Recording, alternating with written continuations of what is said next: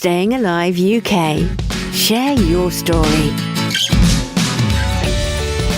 Hello and welcome to the Share Your Story podcast series, a business biography, their story so far. I'm Michael D. Groot and I'm your host. My purpose through this podcast series is to inspire you to take the next step towards your new business venture or indeed develop your existing business even further. I only interview business owners who employ less than 9 employees, and mostly they will be on their own. So let's get straight to it. And today I am really delighted to have on the Share Your Story podcast Lindsey McMillion Stemann. Lindsey is the principal of McMillion Consulting, and she's a connector to the core. As a business consultant, speaker, writer and trainer, she believes in the power of influence and the importance of generating intentional connections. From individual professionals, boutique firms, up to Fortune 500 companies, her speciality is teaching and leading executives, sales teams and recruiting teams on ways to leverage LinkedIn as a business tool. She focuses on helping them build bigger pipelines to generate more revenue for their companies, while ensuring the reputations they have offline in their business communities is mirrored online, specifically through LinkedIn. I have worked with Lindsey on a number of projects and I'm delighted to be welcoming her to the Share Your Story podcast. So Lindsey, welcome to the Share Your Story podcast. How are you today? I'm wonderful, Michael. Thank you so much for having me. It's good here on the East Coast of the United States this morning. Oh, wow. It's amazing to have you as a guest. I'm so looking forward to hearing your story, Lindsey. We've known each other for a while, but I haven't properly heard your story, so I'm super excited to hear it, and I'm sure the listeners are as well. So to get things started, I always ask all my guests to share a little bit about their personal life, whatever you like to share. You don't have to share everything, but certainly, where were you born? Where did you move around to? A little bit about your education and how you got started, and now where you live, and anything about hobbies and interests if we have time to, just so people get like a profile about Lindsey apart from the business side, which we'll then eventually get into.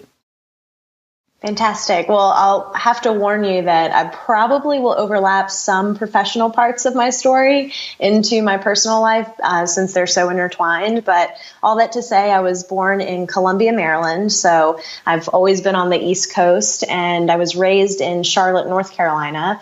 I went to Clemson University, which is in Clemson, South Carolina. So I'm a really big football fan. Not football soccer is what I used to play, but American football. Okay. We're actually, we just got ACC national champions. We became national champions this past year. So really fun time to be an alumni of my university. And while I was there, I earned 2 degrees. So I got a Bachelor of Science in Graphic Communications, which is essentially the printing industry. And then I got my Bachelor of Arts in Spanish with a business minor. So I was fortunate with my Spanish degree to go to Peru for 2 weeks while I was in school, and I also studied abroad in Spain for a semester. So I got to live with a Spanish family and take a whole semester of courses taught in Spanish, and then with my Bachelor of Science degree, we were required to take 2 full-time internships while we were in school. So one had to be during a fall or spring semester, and then one had to be during the summer. And so, interestingly, during those 2 internships, as a graphic designer, I realized what I did not want to do in my career, which was be a designer. Right. So, I believe that realizing what you don't want to do can be just as valuable as knowing what you do want to do in your career. So Totally. I decided that I was going to go into sales after graduating. So I worked in the DC metro area for a few years. And by January of 2011, it was time for me to move closer to my boyfriend at the time, now husband, in Greenville. We had been long distance at the time for 4.5 years, and he had started his own design agency.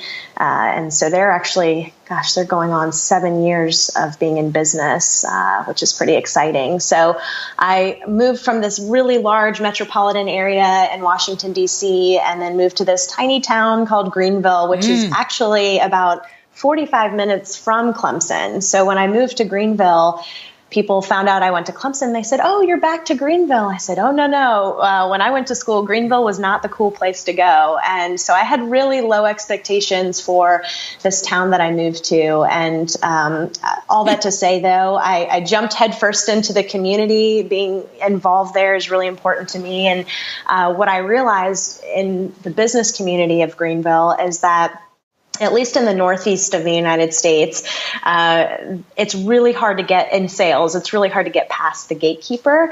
Right. But once you're in. Well, in the South, anyone will have a cup of coffee with you. And so I had a ton of coffee meetings that first year of living here and just really built my network. And I've now been in Greenville 6.5 years, and I can't imagine being anywhere else. So now I have to ask you a few questions about some of that. Yeah, but absolutely.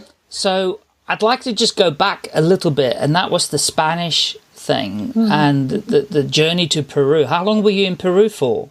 Only 2 weeks. 2 weeks, that's still quite long for American standards in terms of the vacation people get.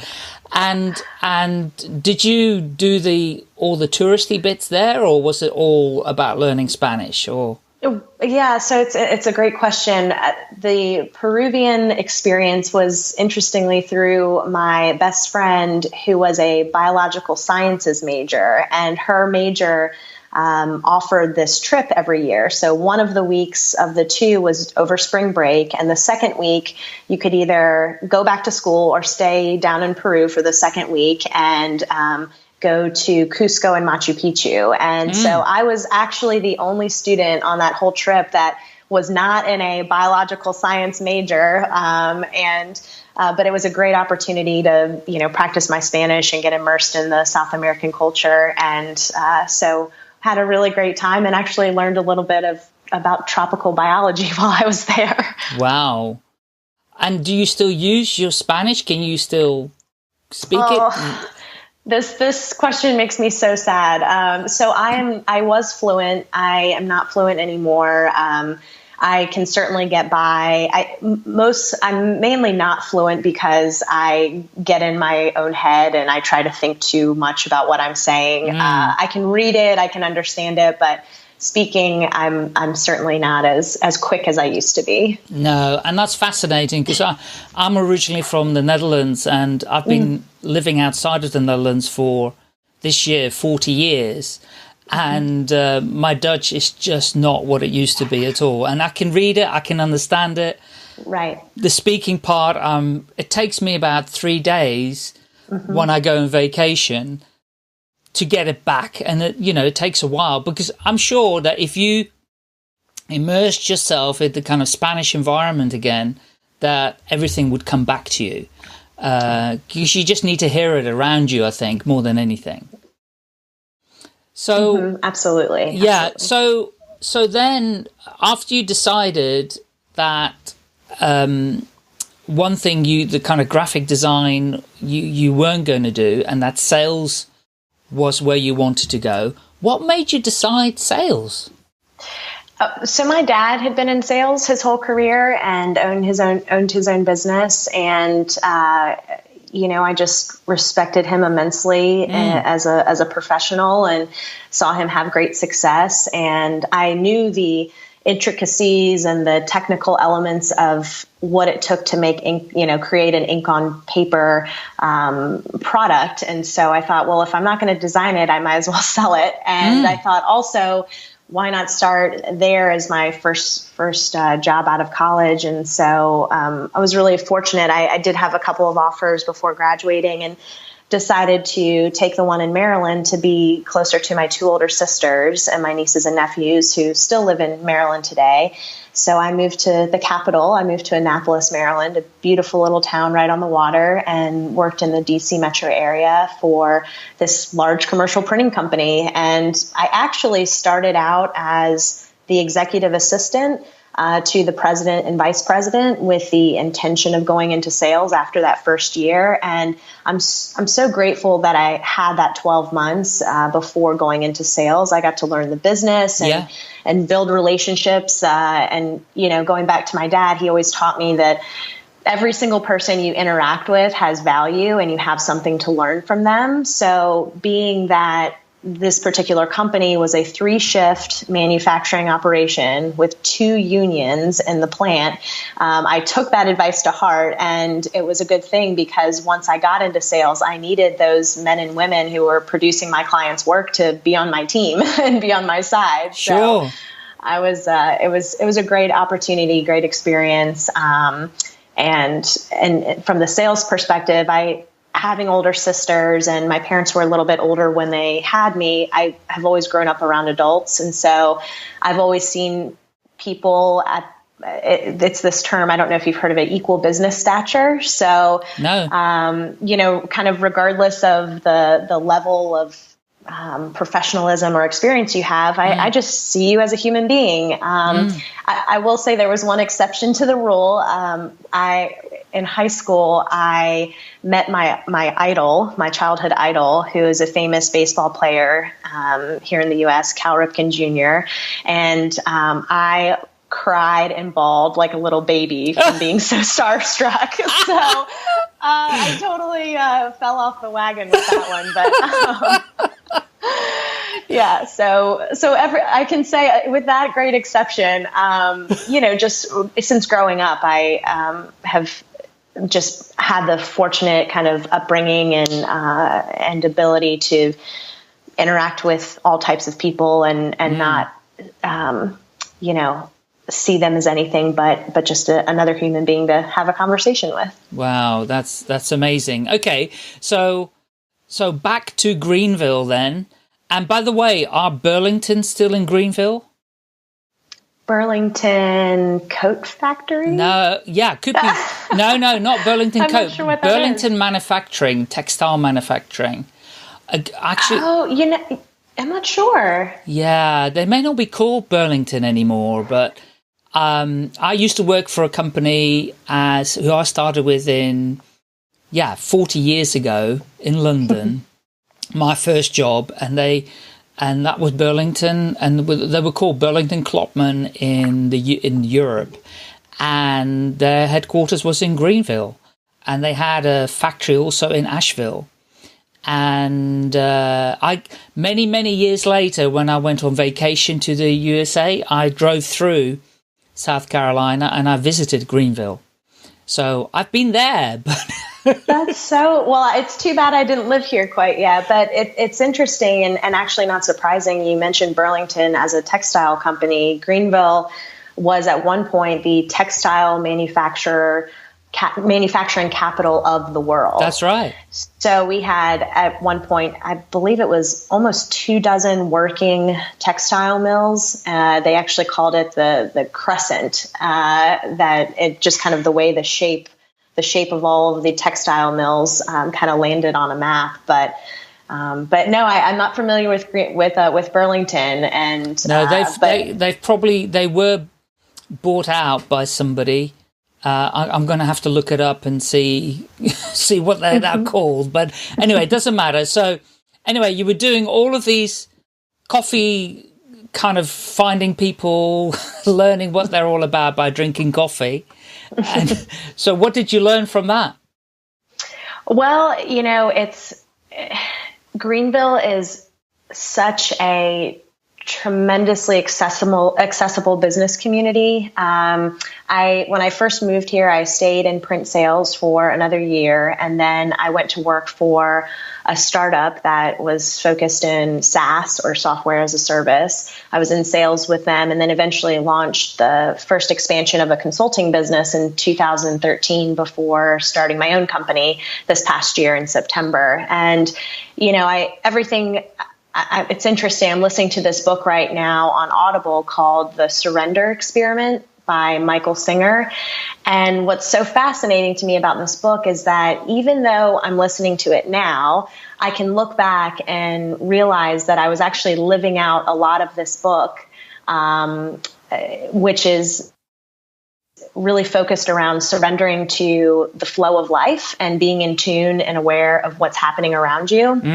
And, I was a consultant for 3.5 years before launching my own business. And the reality is that I would have had a tremendously more difficult time starting if I had not had all of the experiences leading up to the time when it made sense for me to go off on my own. So I really believe there's no coincidences in life. And I know that it's easy, though, to miss those connecting points and opportunities when we're not open to receiving them and responding to them. So I'm just fortunate to know a lot of really amazing people and companies throughout the country, and but everything in its own time, right? Well, the thing is, when you're in the moment and you're going through all of the experiences that you're going through, not really realizing that they are helping you to then, when you do decide to run your own business and you look back and go, oh my God, all of these things have really helped me.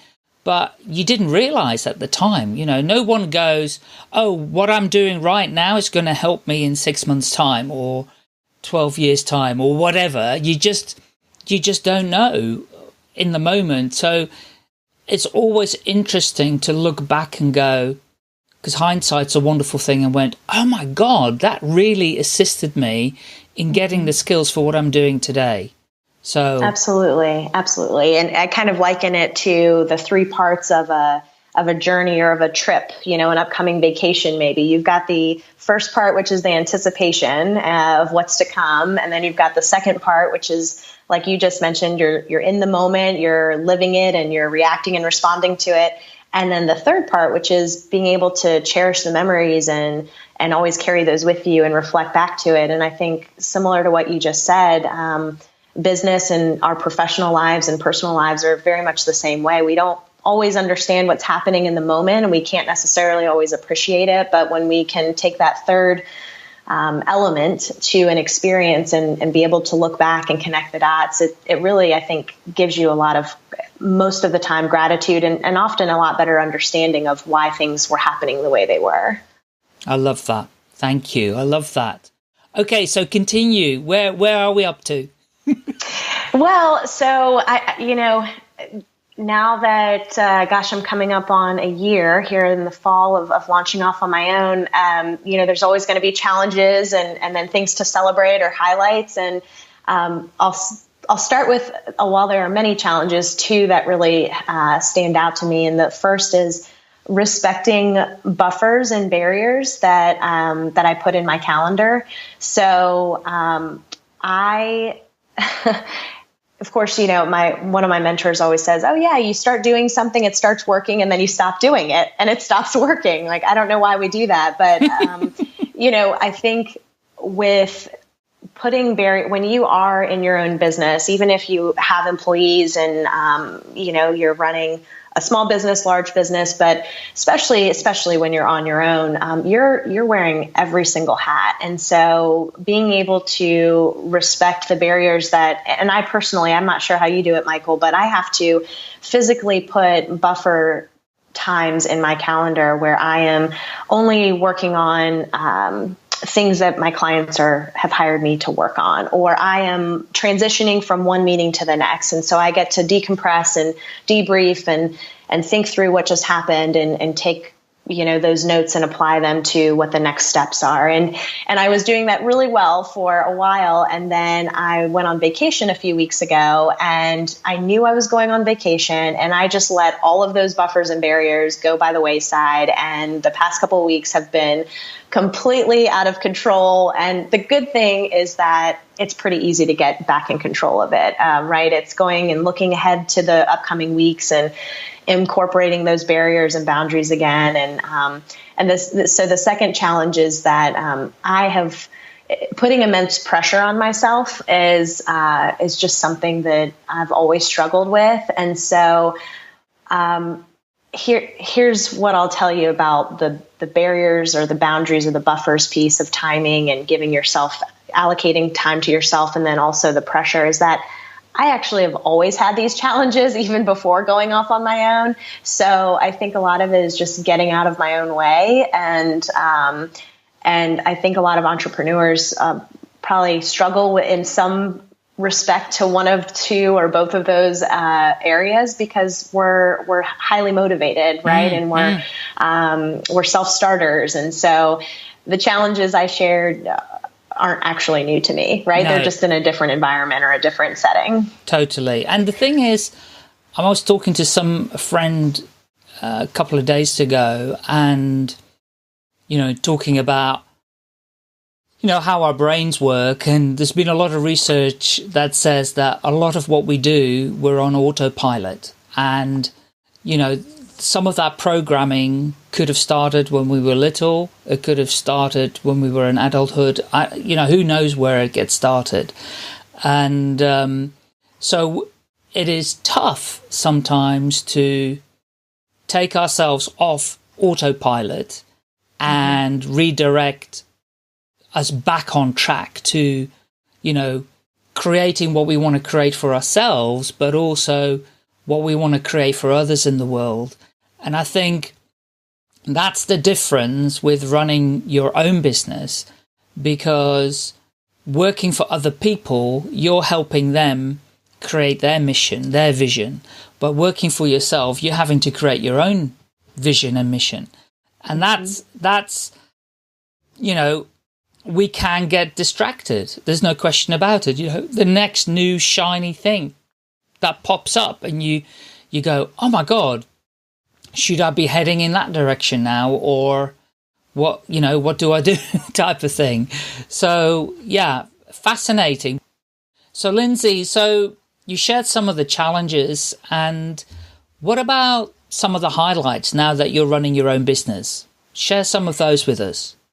So I love this question. I'm actually really excited and nervous. I have my first lifestyle photo shoot coming up this next week, and I did not even know what that meant until my website designer said, Lindsey, I've got all of these stock photos in your website, and you are the business. I really want to encourage you to do a lifestyle photo shoot. Well, I hear the word lifestyle and I think, well, me like sitting on my couch in my house, like I don't know what that means. And so he says, no, it's, how do you work with your clients? And he said, you do a lot of speaking engagements, right? And I said, yeah. And he goes, and you do a lot of training, right? I said, yeah. And you work with people one-on-one, right? I said, yeah. He said, well, capturing all of that in a photo shoot. And that way we can use those photos instead of stock photography. So this coming week, and you can just kind of hear the nervousness in my voice because I've never done this before, but I've got 6 other people coming so that I've got, a little audience of attendees for our faux training sessions and what have you. Yeah. And, hair and makeup and wardrobe and all of that. And so I'm really excited about that. And that's amazing. It'll be a blast, but I'm also a bit anxious about it too. And, the other thing is, honestly, it's as simple as just continuing to have the opportunity to partner with amazing people and companies who trust that I can help them. I just feel so fortunate to be able to continue doing that. And I love it, and it's fun, and it's challenging, and I'm just really grateful for it. Wow, that's amazing. And I mean, the great thing, it's a really, really great idea, because lots of people do use stock photography, and it doesn't share a very coherent story because these are strangers and everybody can see they are strangers. So I think that's an amazing suggestion and a fantastic idea. And it's great advice for our listeners who are looking to start their own business and build their websites and everything. And all they do is use that stock photography and a little bit of investment. I mean, the same thing is true about people's profile photos on LinkedIn. I know you tell people about this every single day. People have such terrible photographs, and with a tiny bit of investment using a professional photographer for a headshot, it just pays so many dividends. And what you're doing is you're taking it to another level. So yeah, I think it's a great idea. Great idea. Wow. Thank you. I look forward. Yeah, you'll have to be on the lookout. Yeah, I look forward to seeing them. Amazing. Absolutely. Well done, you. Okay, so that's one major highlight, but it's yet to happen. What about ones that you're experiencing or have experienced in running your own business? So, having the flexibility to pursue projects that are coming into my line of vision. Again, because this is top of mind for me right now, I go back to the book, The Surrender Experiment, that I'm listening to. And, when companies that you've been working with say, oh gosh, Lindsey, we look great on LinkedIn now, and you've trained us how to be proficient and generate more business opportunities. But you also have seen these gaps in our sales process, or you've also given us some really great ideas of how to build a bigger pipeline for recruiting candidates. And can we talk about how you can help us do that even more strategically? And that's even in and of itself kind of a high level example, but I've just been given this great opportunity to work with companies who are asking me to consult with them on projects and initiatives that they're coming to me for. And so what that requires, my initial response with a lot of their initial inquiries of me is, well, no, I've never done that. but through really, I say, well, let's dig a bit deeper. Let's see if we can really figure out if A, I believe I can help you, and B, if you actually know what you really want to accomplish. And so I've been challenged to get very good at asking hard questions and strategic and thoughtful questions. And so, all that to say, I think the highlight is that I'm working on so many different projects that are very different and very challenging and kind of all over the map. And I think it goes back to why I lead with LinkedIn first in my business, because it is so tangible. It is very tactical. People have heard of LinkedIn. They, know it's out there, and they either want to get better at it, or they want to understand how to be more intentional with it. And so, but sometimes as a result of that, since launching off on my own, has been this opportunity to do business consulting, and it's such a blast. Wow. That's a great example for saying to people, you may start out on providing a specific service in a particular field, but that, providing you stay kind of congruent with that, you are able to perhaps branch out a little bit from that. And it's almost like the sales funnel, right?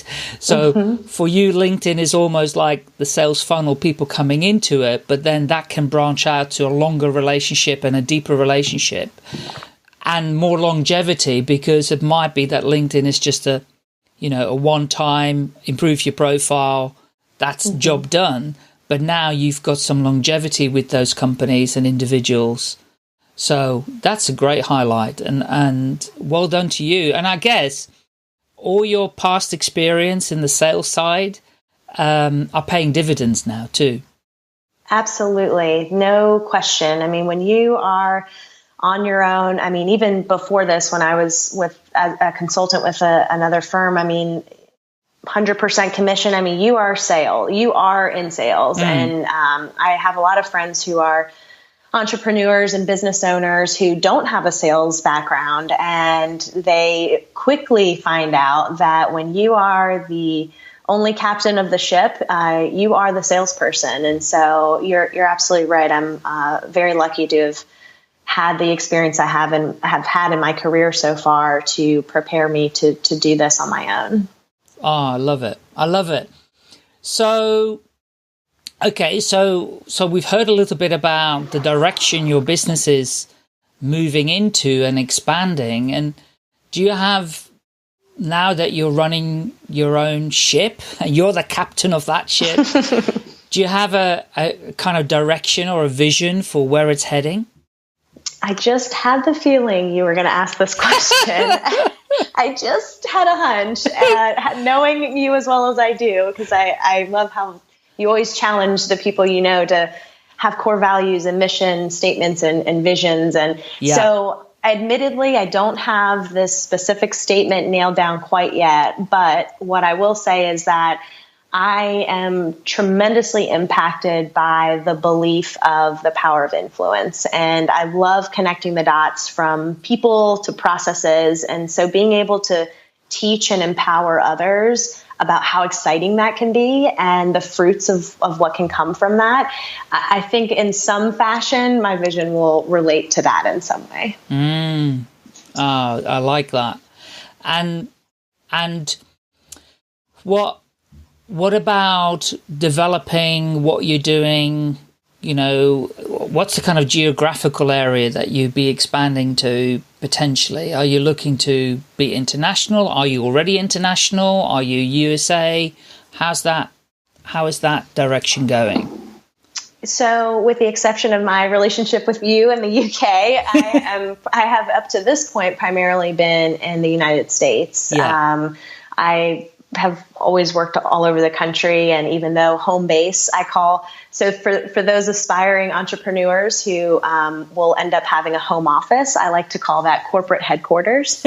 And so corporate headquarters for McMillion Consulting is in Greenville, but I work all over the country. And so again, the beautiful thing about my type of consulting is that much of it can be done remotely, so I can stay at my home base, but I also, go on site and speak at conferences, and I lead workshops. And so there's a bit of traveling that gets sprinkled throughout the year, which is very fun. And I'm fortunate that I've always loved traveling, but what I quickly realized early on in my sales career is that traveling for work isn't as glamorous as traveling for your personal life. And so, fortunately, most of my trips are pretty short. But that said, got to go to San Diego last year, and my husband came with me, and we made a trip out of it. And we went to Chicago this year for an engagement that I had, and he came with me, and Vegas later this year, and Denver. I'm really hoping that he's able to come with me to Denver. But anyways, so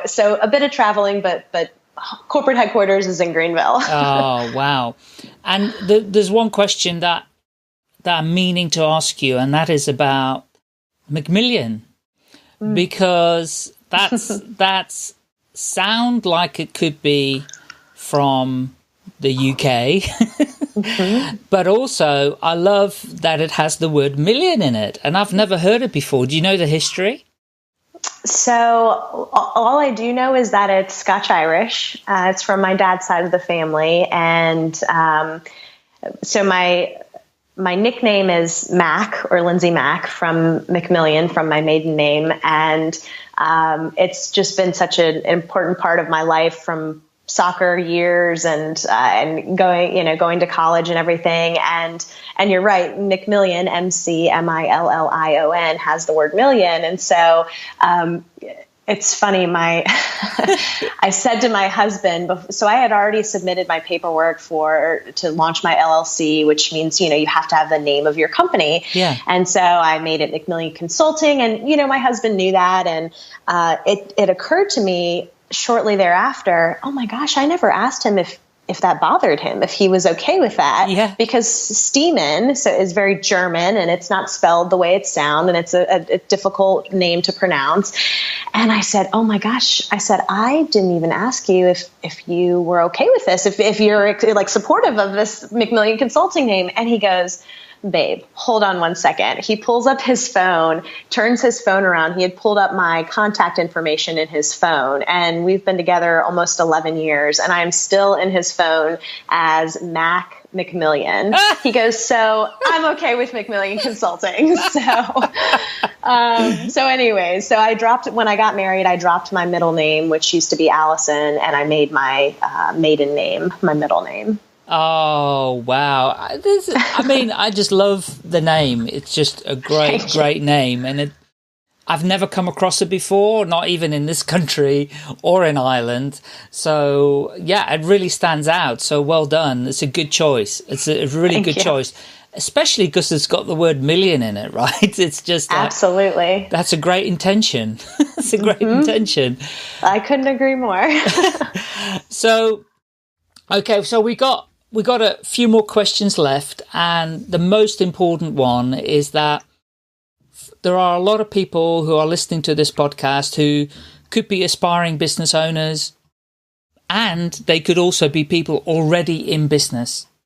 And they may be a bit lost, and they're losing their direction, and by listening to this podcast, they get a bit more excitement and, a bit more direction where they've got to go and what they've got to do. So now, I know your business is a young business, and that's absolutely fine. And with what you've learned, and even with what you've learned prior to running your own business, if there was just one bit of advice you would give aspiring business owners, what advice would that be? Oh boy. Well, I can't answer it with just one. So I'm going to prepare the audience to get their pens ready. And I've got three. So just two more additional, but I've got three. So the first that I've already alluded to was being intentional with your time. So I really believe that your personal and professional worlds overlap. In fact, in 2013, I participated in the first class of a program here in Greenville called Successful Entrepreneurship. And one of the speakers in that program, Dan Walschmidt, said, you shouldn't shoot for balance. You'll drive yourself mad, but you should strive for harmony.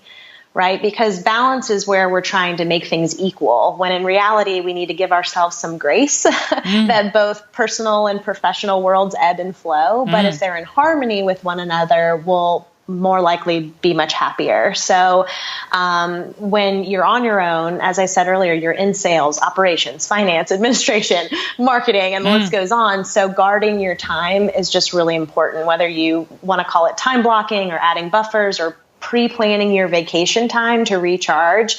It's just so critical, and everyone will thank you for it. Your family, your clients, your friends. So being intentional with your time, I think is really valuable. And the second thing is actually a quote that came into my line of vision at the perfect moment last year when starting out on my own. And it's by Anais Nin.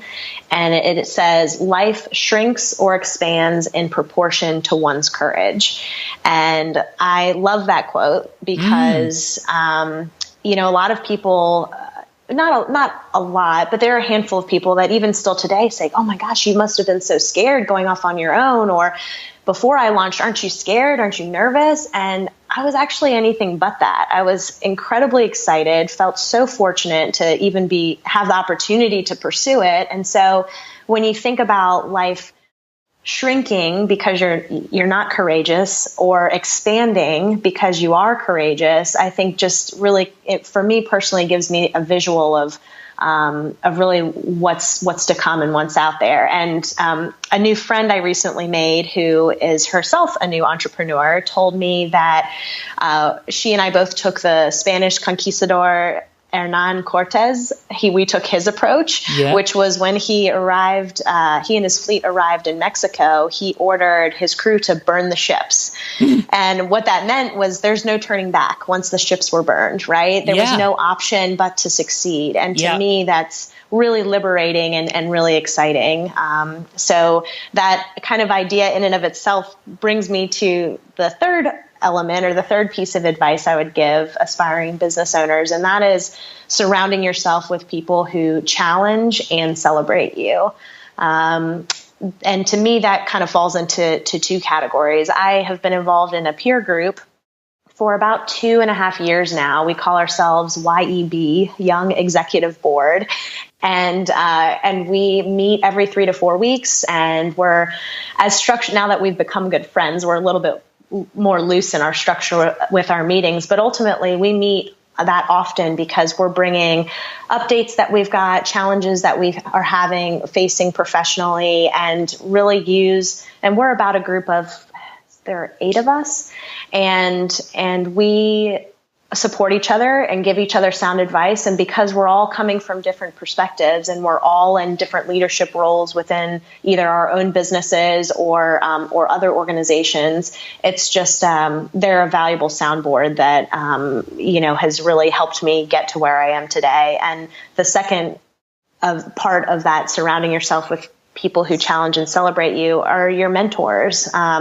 One of my friends I recently did a co-podcast with, I believe she called it your board of directors, or your advisory board of mentors. And how she defines that is making sure that your mentors are a mix of different people. So, it might be that you've got somebody who's a mentor to you who's, let's say, older than yourself, and they are focused in a particular area that you really needs a lot of coaching and a lot of assistance and encouragement on. But you might, for example, me, I've got a peer group, another group of folks who are my age in their 30s who are very different. I get very different advice from that group of mentors than I do, my other mentors who are older than me, who are in different industries and bring different ideas to the table. So I think that's just so important, especially when you're on your own, to have those people to lift you up and to celebrate you, and also who you can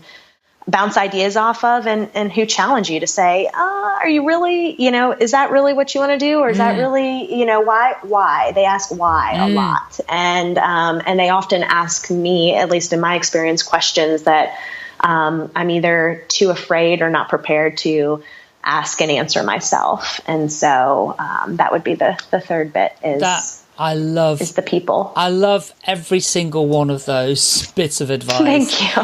And it's so true. And it's interesting that if you have a trusted group of individuals that you can bounce ideas off, and you feel in a safe environment, and no one's going to judge you, then you are going to be free to be able to share anything with them, and know they're not going to judge you. They're not going to criticize you.